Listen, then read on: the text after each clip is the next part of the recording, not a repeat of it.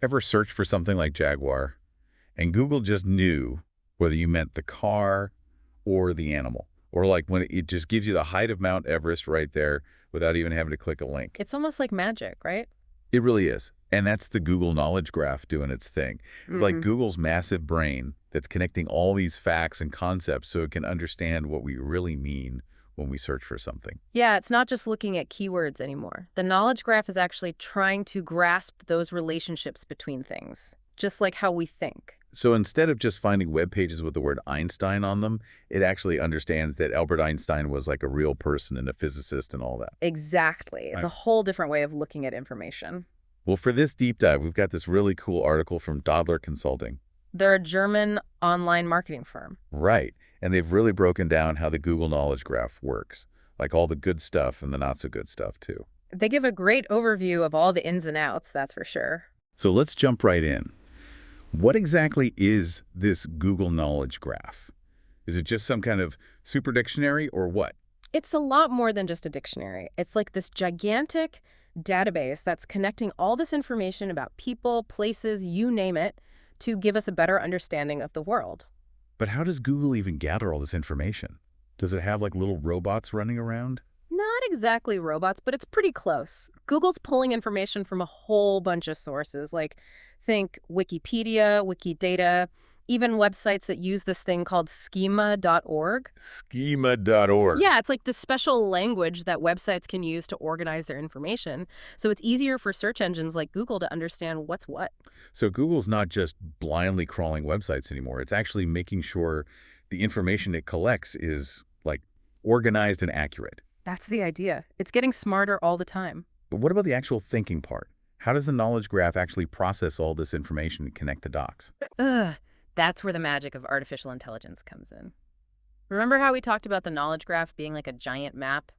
Well, AI helps Google understand the intent behind our searches and the relationships between different words. So if I search for Apple, AI is how Google knows if I'm talking about the fruit, the company, or maybe even a recipe. You got it. It's all about understanding the context. Okay, that makes sense. But why should the average person even care about all this techie stuff? Yeah. Like, how does the knowledge graph actually make our lives easier? Well, think about those instant answers you get in Google searches. Like when you want to know the population of Tokyo, you don't have to click through a bunch of websites. Google just gives you the answer right then and there. Yeah, that's super handy. It's like having a personal research assistant who knows everything. Exactly. The knowledge graph is all about making things faster and easier for us. It sounds like the knowledge graph has a ton of potential to make search even better. But are there any like downsides to all this? What are some of the things people are worried about when it comes to the knowledge graph? That's a great question, and something we'll definitely dig into more after the break. There are definitely some challenges and concerns that come along with all this incredible power. Okay, sounds intriguing. We'll be right back. So we're back, and we've been talking about this Google Knowledge Graph and how it's totally changing how we search. Yeah, Google's getting really good at understanding what we mean, not just what we type. But you mentioned some challenges with the knowledge graph before the break. What are some of the things people are worried about? Oh, one of the biggest concerns is what they call the zero-click problem. Zero-click problem. Okay, that does sound a little ominous. What exactly does that mean? It means that with the knowledge graph getting so good at giving us those direct answers right there on the search page, fewer people are actually clicking on links to other websites. So if I get the answer I need right there on Google, why would I bother clicking on any links? I can totally see how that could be a problem, especially for websites that depend on traffic for like advertising revenue and stuff. Yeah, it can be a huge problem for them. The Dodler Consulting article actually brought up a pretty ironic example. Wikipedia, the massive online encyclopedia. Everyone's go-to for information. Right. Well, it turns out that Wikipedia, which is one of the main sources the knowledge graph uses, has actually seen a drop in traffic since the knowledge graph became so popular. Wow, so even Wikipedia is feeling the effects. That's wild. What does Google have to say about this whole zero-click thing? Do they see it as a problem?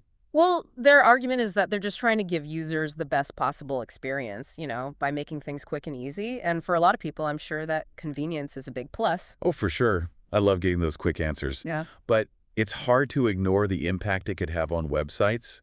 Like, they're the ones who created all that content in the first place. Exactly. It's a complicated situation with both positive and negative aspects to consider. Okay, so zero-click problem, that's one thing.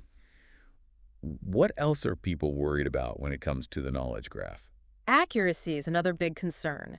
Even with all the fancy algorithms and AI, the knowledge graph isn't perfect. So it can still get things wrong. It happens. The information it relies on comes from all over the place, and sometimes those sources can be wrong or outdated. Think about it. Information changes constantly, right? Oh, yeah, for sure. Like, someone could change jobs or new facts could come to light. Exactly. And sometimes mistakes just slip through the cracks, even on reputable sites. The article mentioned cases where the knowledge graph displayed incorrect information about celebrities, like reporting that they had died when they were actually still alive. Oh, wow, that's a bit unsettling. I'd hate for that to happen to me. So is there any way to fix these errors once they're in the knowledge graph? You can submit feedback to Google, flag any errors you see. They do have a system for that. That's good to know. But how do we even know if they'll take our feedback seriously? It seems like the whole process of how information gets chosen and corrected is kind of a mystery. Yeah, that's a valid point. There's definitely a lack of transparency when it comes to how the knowledge graph actually works. Sometimes it feels like a bit of a black box. We don't always know how Google decides what information to include, why some sources are favored over others, or how long it takes to fix mistakes. So even if we do try to report errors, we might never know why certain information was included or excluded in the first place. That's kind of frustrating. It can be, especially when we're talking about something as important as information. And when you have that lack of transparency, it can lead to other concerns like bias. Exactly. How can we be sure the information we're getting is objective and impartial if we don't know how it's being selected? Right, because I always thought the knowledge graph was supposed to be objective, like just a big database of facts. It is, in essence. But the problem is that the information it pulls from isn't always neutral. Those sources were created by people, and people, well, they have their own biases, whether they realize it or not. So it's not the knowledge graph itself that's biased, but the sources it uses. Exactly. And the way the knowledge graph is structured and the algorithms it uses, those could potentially magnify or perpetuate those biases without anyone even realizing it. The Dodler Consulting article mentioned that the knowledge graph tends to rely pretty heavily on sources from Western countries, like Wikipedia. So information from other parts of the world might not be as well represented? That's the concern. It really highlights the need for Google to use a wider range of sources and make sure their algorithms are designed to minimize bias as much as possible. Okay, so we've got the zero-click problem, accuracy concerns, lack of transparency, potential bias. Are there any other issues people have with the knowledge graph? Privacy is another big one. Every time we search for something, we're basically giving Google more information about ourselves. And that raises questions about how that data is being used, whether we have any control over it, that kind of thing. Yeah, it's like a trade-off. We want the convenience, the personalized results, but do we really want to give up our privacy for it? It feels like there are a lot of really complicated issues tied up in this technology. There are, but it's important to remember that the knowledge graph is still relatively new and it's constantly evolving. Who knows what the future holds? That's a good point. Maybe the knowledge graph of the future will be able to address some of these concerns. It's definitely possible. There are some really smart people working on this stuff. I'm curious to hear more about what they're cooking up. Let's dive into those possibilities after the break. And we're back talking about the future of knowledge with the Google Knowledge Graph. It's a pretty mind-blowing idea when you think about it. It really is. And the thing is, it's still in its early stages.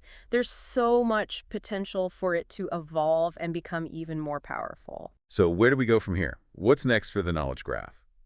Well, the Dodler Consulting article mentioned some really interesting developments, especially with AI. Like, imagine if the algorithms that power the knowledge graph could actually analyze information and connect the dots even better than they do now. So like even smarter than they are now. What would that even look like? Think about natural language processing, NLP.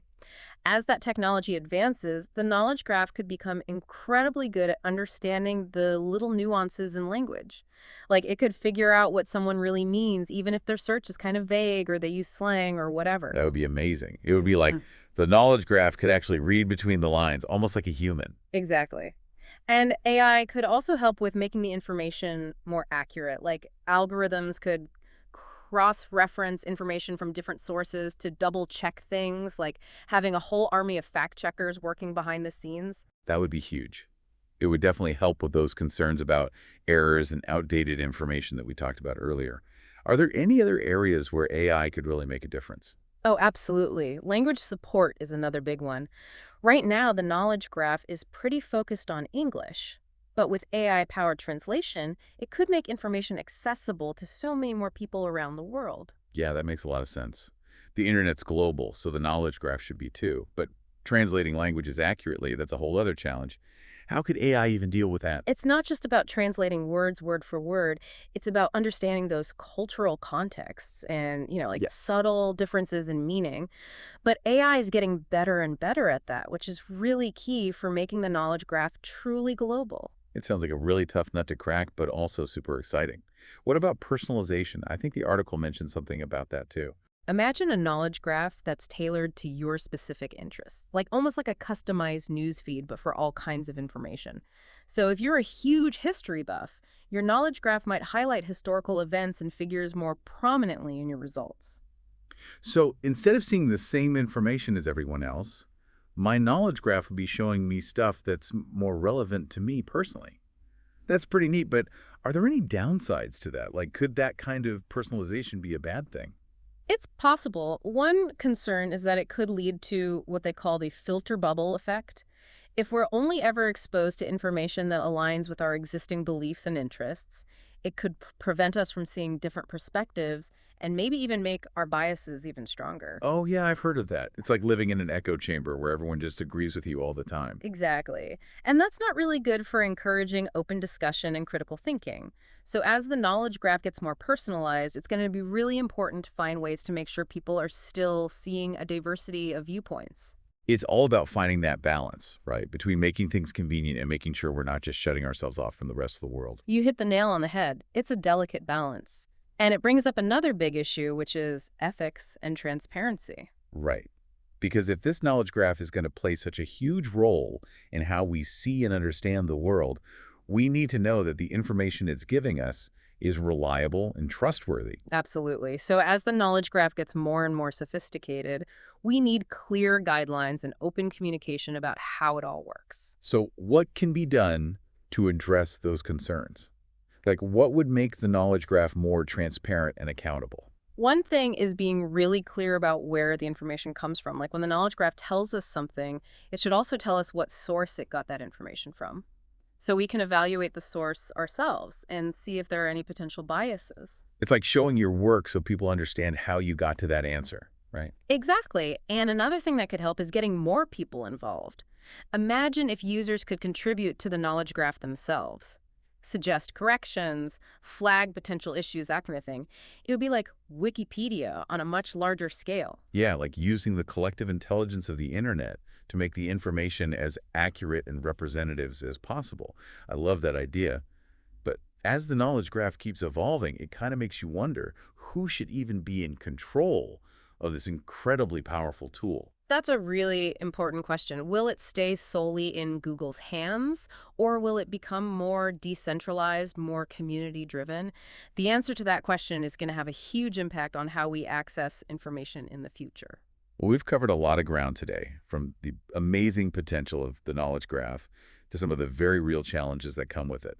It's a lot to think about, but I think it's really important that we're having these conversations. I agree. The more we understand about this technology and how it works, the better equipped we'll be to navigate the ever-evolving world of information. So as we wrap things up, what are the key takeaways our listeners should remember as they venture out into this brave new world of knowledge? I think the most important thing to keep in mind is that the knowledge graph is a powerful tool. It can be a huge help, but it's not perfect. We still need to be critical thinkers, question the information we're given, and look for different perspectives. It's like with any powerful tool, we have to use it responsibly and wisely. The future of knowledge, in a way, is in our hands. Well said. As we move forward, it's crucial to keep having these open and honest conversations about technology and information and make sure we're using it for good. And with that, we'd like to thank our listeners for joining us on this deep dive into the future of knowledge. We encourage everyone to check out the Dodler Consulting article we've been discussing today. It's a fascinating read and will give you even more insights into this incredible technology. Until next time, stay curious and keep exploring.